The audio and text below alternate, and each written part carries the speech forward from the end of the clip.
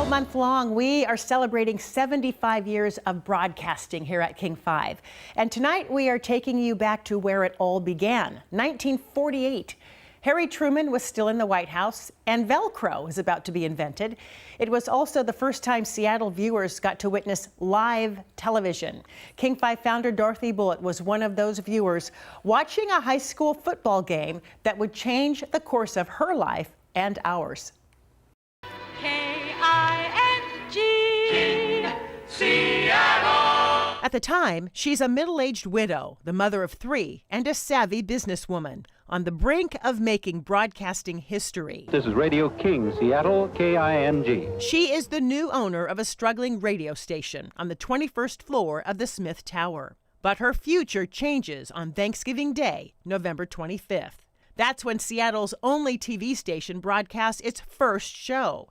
KRSC, soon to become King, broadcasts a high school football game at Seattle's Memorial Stadium.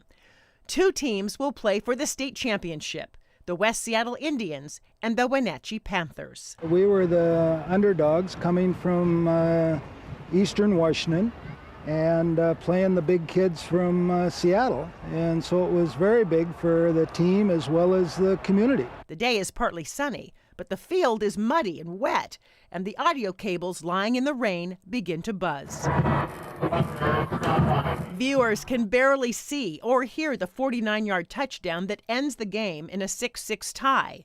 Still, the historic telecast makes headlines and impresses about 1,000 viewers watching the game from their homes, bars, and hotel lobbies. Dorothy Bullitt was also watching that day. And it was really very funny looking on a 7-inch set. Couldn't see the ball at all, could hardly see the players. Bolstered by the viewership, Mrs. Bullitt buys the FM and television properties of KRSC in 1948. The King Broadcasting Empire is born. It was very chancy, and I was very much afraid of it, but I thought we could maybe swing it. She just seemed to think that this new medium had a bright future. As the new owner of KRSC, Dorothy Bullitt quickly changes the call letters to King for a negotiated price of $375,000.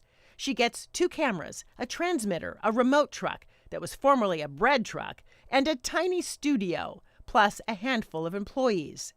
They are the trailblazers of television, and Mrs. Bullitt must convince them to stay. And Mrs. Bullitt came up to our transmitter and just started to talk with some of the people who were working there at that time.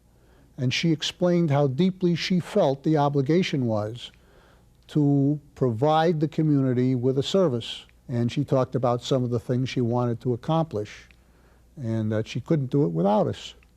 We never left. All set. Okay, let's bring up Baker Camera. We're in Baker Camera now. Hello, Master Control. Are you ready? King would become only the 11th television station in the United States, the only station west of the Mississippi and north of San Francisco.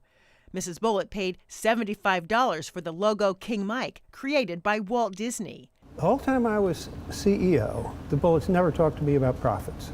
Never once. It was a community service that happened to kick off a whole lot of money. Right from the start, King makes a commitment to the community. Dorothy Bullitt was a daily presence at King until her death in 1989 at the age of 97.